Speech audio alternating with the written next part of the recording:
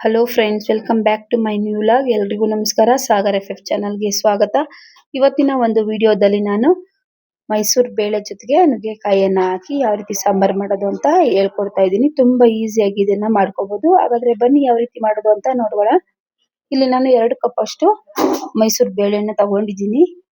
ಅದಕ್ಕೆ ನೋಡಿ ಆಲೂಗಡ್ಡೆಯನ್ನ ವಾಶ್ ಮಾಡಿ ಕಟ್ ಮಾಡಿ ಹಾಕೊಳ್ತಾ ಇದ್ದೀನಿ. ಮತ್ತೆ ಒಂದು ಈರುಳ್ಳಿನ ಸಣ್ಣದಾಗಿ ಉದ್ದುದಾಗಿ ಕಟ್ ಮಾಡಿ ಹಾಕೊಳ್ತಾ ಇದ್ದೀನಿ. 2 ಟೊಮೆಟೊನ ಕಟ್ ಮಾಡಿ ಇಟ್ಕೊಂಡಿದ್ದೆ, ಅದನ್ನ ಹಾಕೊಳ್ತಾ ಇದ್ದೀನಿ. ಈಗ ಒಂದು ಅರ್ಧ ಟೀ ಸ್ಪೂನ್ ಅಷ್ಟು ಅರಿಶಿನ ಪುಡಿಯನ್ನ ಹಾಕೊಳ್ತಾ ಇದ್ದೀನಿ. ಈಗ ಅದಕ್ಕೆ ನೀರನ್ನ ಹಾಕೊಳ್ತಾ ಇದ್ದೀನಿ. ತರಕಾರಿ ಬೇಳೆ ಎಲ್ಲ ಮುಳುಗಬೇಕು, ಆ ರೀತಿ ನಾವು ಅಷ್ಟು ಹಾಕೊಂಡ್ರೆ ಸಾಕು. ನೀರು ಹಾಕಿದ ನಂತರ ನಾವು ಒಂದ್ಸಾರಿ ಸೌಟಲ್ಲಿ ಕೈ ಆಡಿಸ್ಬೇಕು.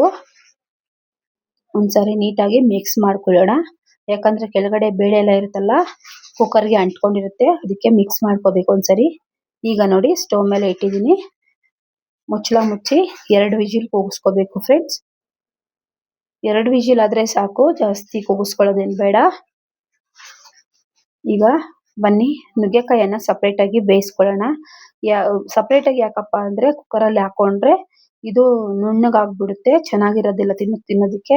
ಅದಕ್ಕೆ ಒಂದು 10 ನಿಮಿಷ ಇದನ್ನ ಸಪರೇಟ್ ಆಗಿ ನೀರನ್ನ ಹಾಕಿ ಸ್ವಲ್ಪ ಉಪ್ಪನ್ನ ಹಾಕಿ ನಾವು ಇದನ್ನ ಬೇಯಿಸ್ಕೊಳ್ಳೋಣ. ಈ ತರ ನೀವು ಸಪರೇಟ್ ಆಗಿ ಬೇಯಿಸ್ಕೊಳ್ಳೋದ್ರಿಂದ ಸಾಂಬಾರಲ್ಲಿ ನುಗ್ಗೆಕಾಯಿ ಸಿಗುತ್ತೆ, ನುಣ್ಣಗಾಗಿರೋದಿಲ್ಲ, ಟೇಸ್ಟುನು ಚೆನ್ನಾಗೇ ಇರುತ್ತೆ. ಯಾಕಂದ್ರೆ ಆ ನೀರೆಲ್ಲ ಹಾಕ್ತಿವಲ್ಲ, ಅದಕ್ಕೋಸ್ಕರ. ಈಗ ಒಂದ್ಸರಿ ನೀಟಾಗಿ ಮಿಕ್ಸ್ ಮಾಡ್ಕೊಳ್ಳಿ. ಇದಕ್ಕ ಬೇಯೋದಕ್ಕೆ ಬಿಡೋಣ 10 ನಿಮಿಷ. ನೋಡಿ ಚೆನ್ನಾಗಿ ಕುದೀತಾ ಇದೆ, ನುಗ್ಗೆಕಾಯಿನೂ ಸಹ ಬೆಂದಿದೆ. ನಿಮ್ಗೆ ಡೌಟ್ ಇದ್ರೆ ಒಂದ್ಸರಿ ಈ ತರ ತಗೊಂಡು ಒಂದು ನುಗ್ಗೆಕಾಯಿನ ತಗೊಂಡು ಈ ತರ ಕಿವುಚ್ಕೊಳ್ಳಿ. ನೋಡಿ ಅಷ್ಟು ಬೆಂದ್ರೆ ಸಾಕು. ಈಗ ನಾವು ಇದನ್ನ ಪ್ಲೇಟ್ ಮುಚ್ಚಿ ಬಿಸಿ ಬಿಸಿಯಾಗಿ ಸಪ್ರೇಟ್ ಇಡೋಣ.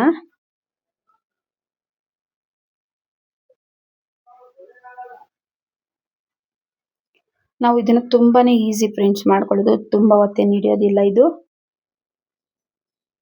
ಈಗ ಒಂದು ಬಟ್ಲಲ್ಲಿ ಹುಣಸೆ ಹಣ್ಣನ್ನ ಹಾಕೊಂಡಿದ್ದೀನಿ, ಅದಕ್ಕೆ ನೀರನ್ನ ಹಾಕಿ ನೆನೆಸಿಡ್ಬೇಕು. ನೋಡಿ ಕುಕ್ಕರ್ 2 ವಿಸಿಲ್ ಆಗಿದೆ. ಈಗ ನಾನು ವಿಜಿಲ್ ಓಪನ್ ಮಾಡ್ತಾ ಇದ್ದೀನಿ. ನೋಡಿ ಬೇಳೆ ಎಲ್ಲ ಚೆನ್ನಾಗಿ ಬೆಂದಿದೆ. ಈಗ ಬನ್ನಿ ನೋಡಿ ಬೇಳೆ ಎಲ್ಲ ನುಣ್ಣಗಾಗಿದೆ, ಆಲೂಗಡ್ಡೆನೂ ಸಹ ಬೆಂದಿದೆ. ಈಗ ಇದಕ್ಕೆ ಒಗ್ಗರಣೆಯನ್ನ ಹಾಕೊಳ್ಳೋಣ. ಒಂದು ಸ್ಟವ್ ಮೇಲೆ ಪಾತ್ರೆಯನ್ನ ಇಟ್ಟು ಎಣ್ಣೆಯನ್ನ ಹಾಕೊಳ್ತಾ ಇದ್ದೀನಿ. 3 ಟೇಬಲ್ ಸ್ಪೂನ್ ಅಷ್ಟು ಎಣ್ಣೆಯನ್ನ ಹಾಕೊಳ್ತಾ ಇದ್ದೀನಿ. ಎಣ್ಣೆ ಕಾದ ನಂತರ ನಾವು ಇದಕ್ಕೆ ಸಾಸಿವೆಯನ್ನ ಹಾಕೊಳ್ಳೋಣ.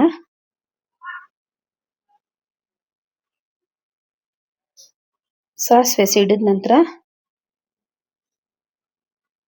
ಇದಕ್ಕೆ ಕರಿಬೇವಿನ ಸೊಪ್ಪನ್ನ ಹಾಕೋಬೇಕು. ಈ ಕರಿಬೇವಿನ ಸೊಪ್ಪು ಹಾಕೋದ್ರಿಂದ ಸಾಂಬಾರ್ ತುಂಬಾನೇ ಟೇಸ್ಟಿಯಾಗಿರುತ್ತೆ, ಆರೋಗ್ಯಕ್ಕೂ ತುಂಬಾನೇ ಒಳ್ಳೇದು, ಕಣ್ಣಿಗೂ ಒಳ್ಳೇದು. ಈಗ ಇದಕ್ಕೆ ಸಣ್ಣಗೆ ಹೆಚ್ಚಿಟ್ಕೊಂಡಂತಹ ಈರುಳ್ಳಿಯನ್ನ ಹಾಕೊಳ್ಬೇಕು.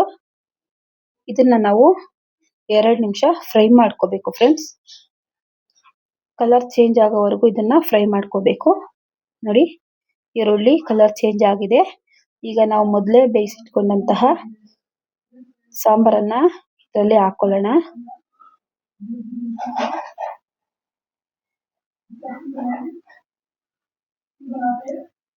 ಈಗ ಇದಕ್ಕೆ ನಾನು ಹುಣಸೆ ಹಣ್ಣನ್ನ ನೀರಲ್ಲಿ ಕಿವುಚಿಟ್ಕೊಂಡಿದ್ನಲ್ಲ, ಅದರ ರಸನ ಹಾಕೊಳ್ತಾ ಇದ್ದೀನಿ.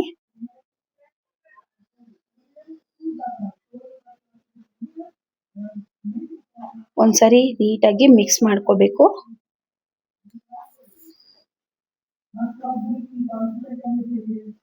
ಇವಾಗ ನಾವು ಮೊದಲೇ ಬೇಯಿಸಿಟ್ಕೊಂಡಿದ್ರಲ್ಲ ನುಗ್ಗೆಕಾಯನ್ನ ಇದ್ರೊಳಗಡೆ ಹಾಕೋಬೇಕು.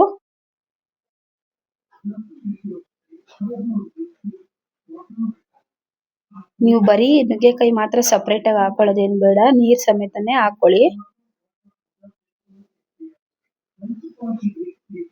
ಈಗ ನುಗ್ಗೆಕಾಯಿ ಎಲ್ಲ ಬೆಂದಿರುತ್ತಲ್ಲ, ಆ ನೀರೆಲ್ಲ ಹಾಕಿರೋದ್ರಿಂದ ಸಾರು ತುಂಬಾನೇ ಟೇಸ್ಟಿಯಾಗಿರುತ್ತೆ ಫ್ರೆಂಡ್ಸ್. ನೀವು ಇದನ್ನ ಮುದ್ದೆ, ಚಪಾತಿ, ಅನ್ನ ಜೊತೆಗೆ ನೀವು ಉಪಯೋಗಿಸಬಹುದು.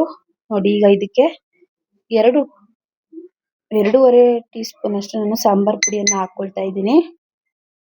ಇದನ್ನ ನಾವು ಯಾಕಪ್ಪ ಸಪರೇಟ್ ಬೌಲ್ ಅಲ್ಲಿ ಮಿಕ್ಸ್ ಮಾಡೋದು ಅಂದ್ರೆ ಸಾಂಬಾರ್ಗೆ ಡೈರೆಕ್ಟ್ ಹಾಕೋದ್ರಿಂದ ಅದು ಉಂಡೆ ಕಟ್ಬಿಡುತ್ತೆ.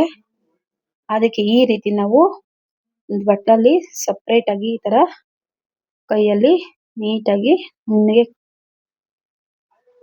ಈ ತರ ಕಲ್ಸ್ಕೋಬೇಕು. ಈಗ ನಾವು ಇದನ್ನ ಸಾಂಬಾರ್ಗೆ ಹಾಕೋಬೇಕು ಫ್ರೆಂಡ್ಸ್. ಆವಾಗ ನಿಮ್ಗೆ ಉಂಡೆನೂ ಕಟ್ಟೋದಿಲ್ಲ, ಬೇಗನು ಬೇಯುತ್ತೆ ಸಾಂಬಾರು. ಈಗ ಒಂದ್ಸರಿ ಮಿಕ್ಸ್ ಮಾಡ್ಕೊಳ್ಳೋಣ.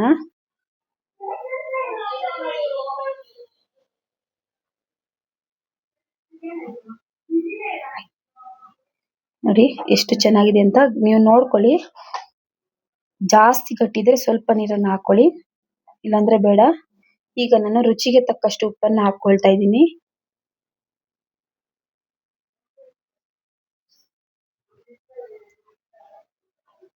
ಉಪ್ಪು ಹಾಕಿದ ನಂತರ ಒಂದ್ಸರಿ ನೀಟಾಗಿ ಮಿಕ್ಸ್ ಮಾಡ್ಕೊಳ್ಳಿ.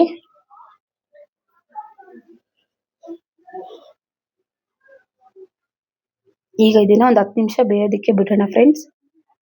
ನೋಡಿ ಸಾಂಬಾರು ಚೆನ್ನಾಗಿ ಕುದಿತಾ ಇದೆ, ಮತ್ತೆ ಅದು ನೊರೆ ಎಲ್ಲ ಕಡಿಮೆ ಆಗಿದೆ. ಇಷ್ಟೇ ಫ್ರೆಂಡ್ಸ್, ಸಾಂಬಾರು ತುಂಬಾನೇ ಈಸಿ ಮಾಡೋದು. ನೀವು ಮನೆಯಲ್ಲಿ ಒಂದ್ಸರಿ ಟ್ರೈ ಮಾಡಿ ಹೇಗಿದೆ ಅಂತ ಕಮೆಂಟ್ ಮೂಲಕ ತಿಳಿಸಿ. ಈ ವಿಡಿಯೋ ನಿಮ್ಗೆ ಇಷ್ಟ ಆಗಿದೆ ಅನ್ಕೊಳ್ತಾ ಇದ್ದೀನಿ. ಇಷ್ಟ ಆಗಿದ್ರೆ ದಯವಿಟ್ಟು ಲೈಕ್ ಮಾಡಿ, ಶೇರ್ ಮಾಡಿ, ಸಬ್ಸ್ಕ್ರೈಬ್ ಮಾಡಿ, ಹಾಗೆ ಕಮೆಂಟ್ ಮಾಡೋದನ್ನು ಮಾತ್ರ ಮರಿಬೇಡಿ. ಈ ವಿಡಿಯೋ ನೋಡಿದ್ದಕ್ಕಾಗಿ ತಮಗೆಲ್ಲರಿಗೂ ತುಂಬಾ ಧನ್ಯವಾದಗಳು ಫ್ರೆಂಡ್ಸ್. ಇನ್ನು ಹಲವಾರು ವಿಡಿಯೋಗಳಿಗಾಗಿ ಕಮೆಂಟ್ ಮೂಲಕ ತಿಳಿಸಿ. ಪ್ಲೀಸ್ ಲೈಕ್ ಮಾಡಿ, ಶೇರ್ ಮಾಡಿ, ಸಬ್ಸ್ಕ್ರೈಬ್ ಮಾಡಿ. Thank you.